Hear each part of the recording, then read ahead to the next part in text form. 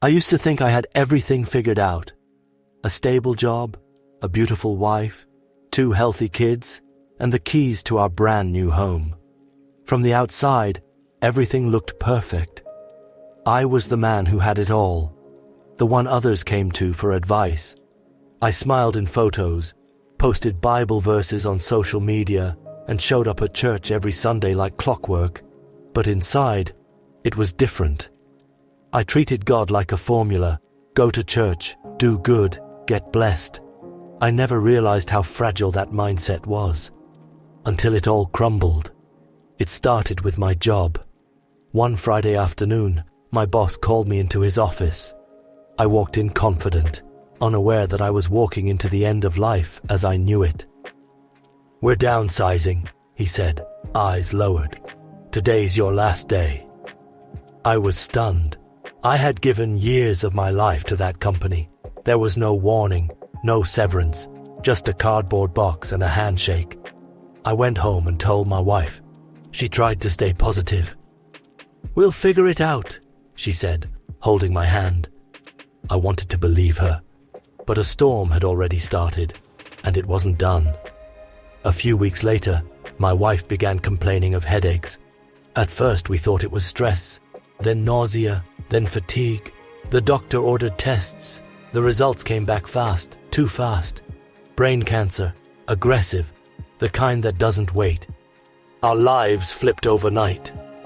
Suddenly, we were scheduling chemo instead of date nights, watching her hair fall out instead of laughing over coffee.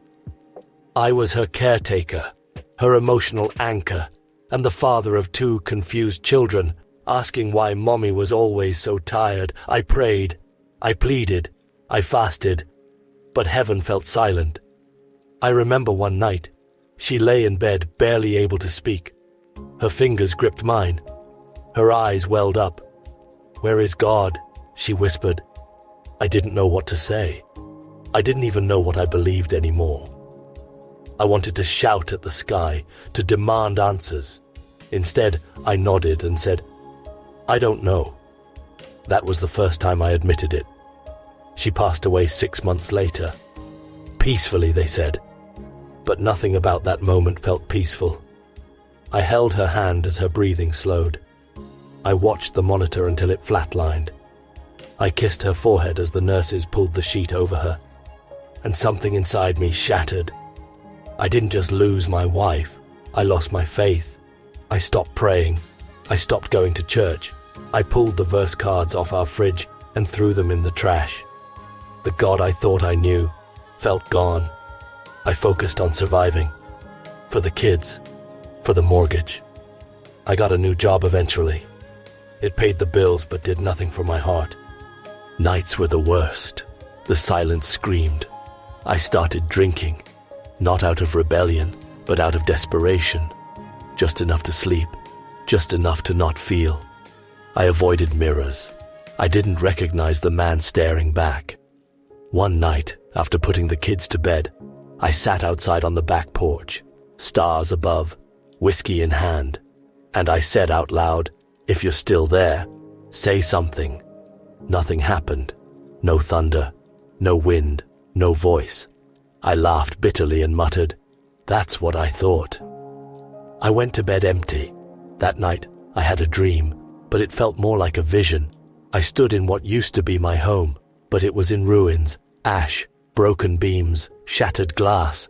I was crying, screaming, falling to my knees. And then I saw him, a man in white, walking slowly through the destruction, calm, steady. He didn't speak, but I knew it was Jesus. He knelt beside me and reached out his hand. I looked around and sobbed, "Why didn't you stop this?" I expected anger or silence, but what I heard was, "I never left. I was here, waiting for you to stop running." I woke up gasping, sweat drenched, tears soaking my pillow. I dropped to my knees. No script, just pain, raw and real.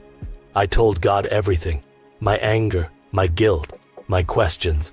And though I didn't hear a voice, I felt something lift, a weight, like my soul could finally breathe again. Since then, everything changed, not overnight, not easily, but deeply. I started going to church again, not because I had answers, but because I had hope.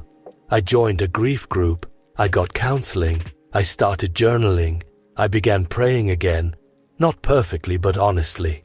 Some days I still cry, some nights I still wrestle with questions, but now I do it with God, not without Him. My kids have noticed the change. They ask about heaven, they pray again, not because I force them, but because they see me doing it. They see a dad who's trying, a man who isn't pretending to be strong, but who's holding on to something stronger. People ask me how I can still believe in God after everything. I tell them this: I don't believe because life is perfect. I believe because in my lowest, darkest moment, He met me there, not to erase the pain, but to walk with me through it. God didn't abandon me. I had abandoned Him, but He never stopped waiting. Now I live differently. I listen more. I rush less. I hug longer. I pray without trying to sound impressive. I simply speak to the one who stayed with me when everyone else disappeared.